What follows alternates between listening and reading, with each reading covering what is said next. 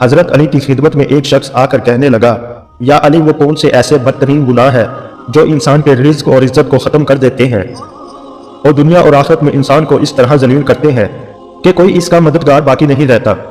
بس جیسے ہی یہ پوچھا گیا تو حضرت علی رضی اللہ تعالیٰ عنہ نے ارشاد فرمایا، اے شخص، میں نے اللہ کے رسول صلی اللہ علیہ وآلہ وسلم سے سنا کہ 7 گناہ ایسے ہیں جو انسان کی دنیا اور آخرت کو برباد کر دیتے ہیں۔ اگر چاہتے ہو کہ اللہ تعالیٰ کا خاص کرم تم پر برقرار رہے تو کبھی بھی یہ 7 گناہ نہ کرنا۔ تو وہ شخص عرض کرنے لگا، یا علی وہ 7 گناہ کون سے ہیں؟ حضرت علی رضی اللہ تعالیٰ عنہ نے ارشاد فرمایا، پہلا گناہ اللہ تعالیٰ کے ساتھ کسی کو شریک کرنا ہے۔ سب سے بڑا گناہ شرک ہے۔ اللہ تعالیٰ نے سورۃ النساء میں ارشاد فرمایا، ترجمہ کہ شرک کو اللہ تعالیٰ معاف نہیں کریں گے، شرک کے علاوہ دوسرے گناہوں کو چاہیں گے تو معاف کر دیں گے، اور جس نے شرک کیا اس نے بہت بڑا گناہ کیا۔ شرک بہت بڑا گناہ ہے، لہذا شرک سے بچنا چاہیے۔ دوسرا گناہ جادو کرنا ہے۔ جادو کرنا بھی بہت بڑا گناہ ہے۔ جادو حرام ہے بلکہ کفر ہے۔ اگر کوئی اس کو جائز سمجھ کر کرتا ہے تو وہ یوں سمجھے کہ وہ اسلام سے بھی نکل جاتا ہے، لہذا جادو کرنے سے ہمیشہ بچو، اس گناہ کو بھی نہ کرو۔ تیسرا گناہ کسی کو نہ حق مارنا۔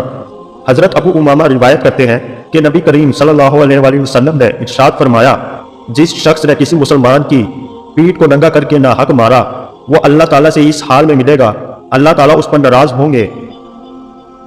چوتھا گناہ سود کھانا۔ قرآن پاک میں اللہ تعالیٰ فرماتا ہے، جو لوگ سود کھاتے ہیں تو کل قیامت کے دن قبروں میں اس شخص کی طرح اٹھیں گے جیسے کسی کو جن بھوت نے لپٹ کر پاگل بنا دیا ہو۔ پانچواں گناہ یتیم کا مال ہڑپ کر جانا۔ کسی کا حق نہ مارو کیونکہ اللہ تعالیٰ کا انصاف بہت سخت ہے، لہٰذا کسی یتیم کا مال کبھی بھی ہڑپ نہ کرنا۔ چھٹا گناہ میدان جہاد سے بھاگ جانا۔